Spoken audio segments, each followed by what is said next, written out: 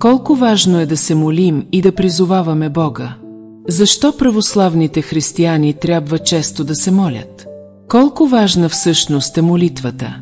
Бог казва: молитвата е един от начините, по които човек сътрудничи на Бог.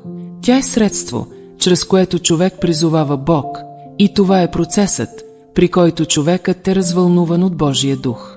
Може да се каже, че тези, които не се молят, са мъртви хора, лишени от дух, което доказва, че им липсва вродената способност да бъдат развълнувани от Бог. Без молитва би било невъзможно да се води нормален духовен живот, а още по-малко да бъдат в крак с делото на Светия Дух.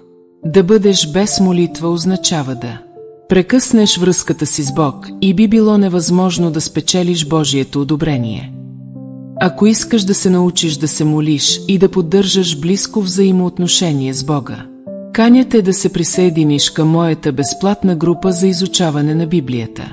Всяка вечер от 20 часа до 21 час и 30 минути учим и споделяме заедно. Линкът е в моята биография. Или пиши ми съобщение: искам да се присъединя към Viber групата. Още истини ще ти бъдат разкрити.